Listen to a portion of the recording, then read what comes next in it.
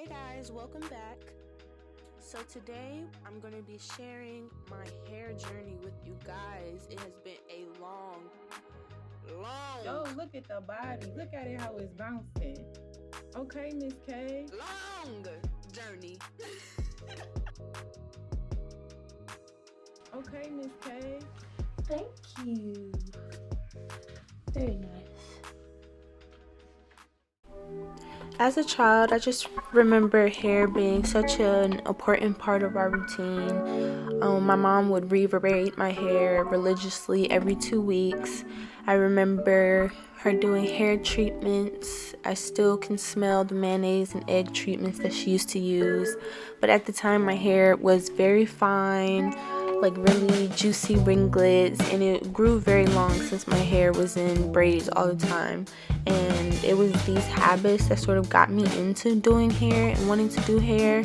So I used to practice on one of my Bratz dolls that had a really big head, and I actually learned how to braid my own hair by the time I was 7. I would say that my hair was pretty healthy up until about the 6th grade. I would say up until that point, my hair was always in braids. It was still natural. I wasn't really putting heat on it at all. But in 5th grade is when it started getting really cool to have a perm. So I just remember wanting one so bad. And my mom finally let me perm my hair, for the first time when I was in 6th grade.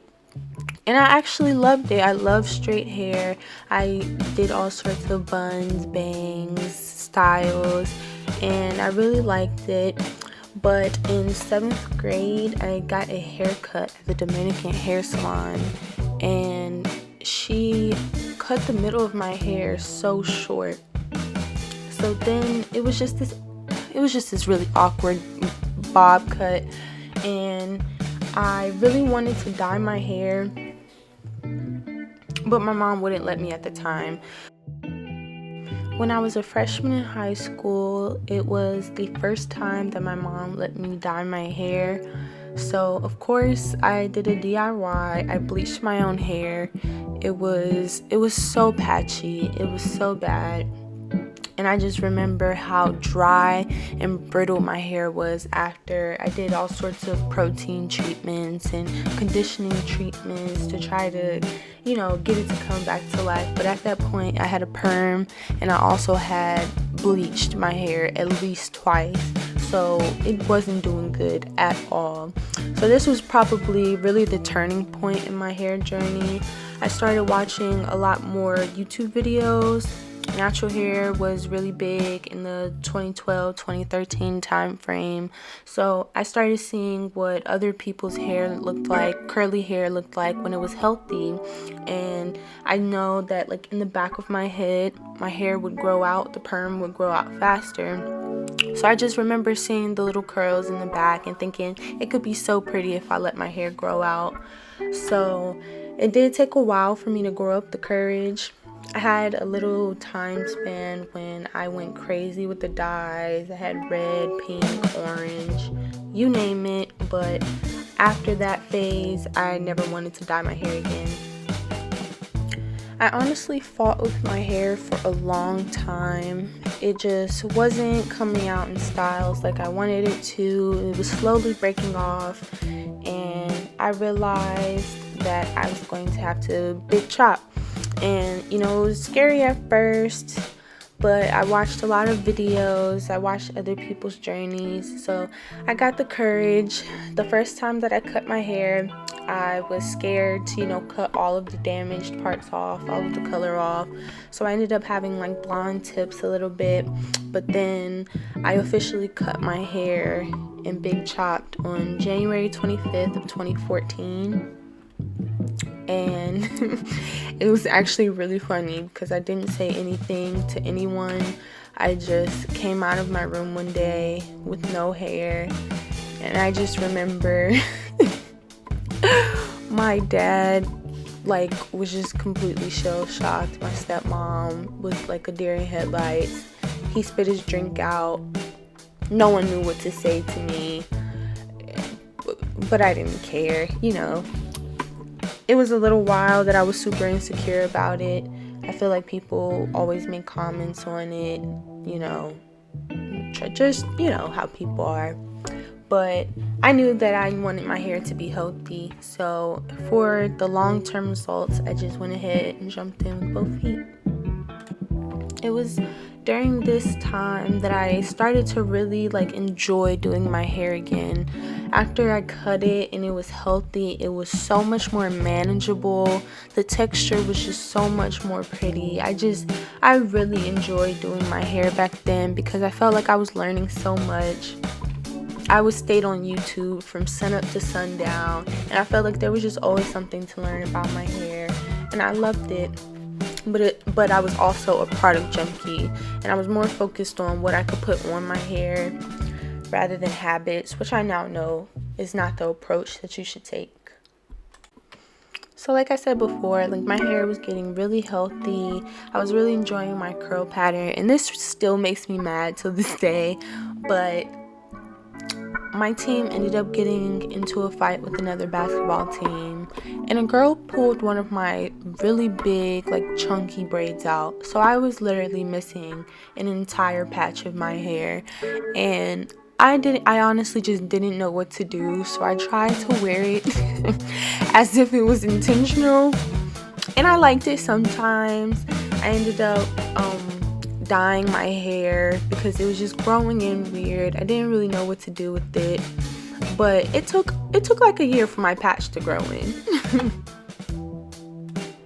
I really felt like I looked masculine with short hair. I wasn't really allowed to wear makeup that much. I still did, but I wasn't really supposed to. So I felt like color was the only way to sort of make it feminine again. So even though I knew it was bad for my hair, I still did it again. By the time I got to college, my hair was growing pretty consistently, and I had found like a group of products that worked for my hair.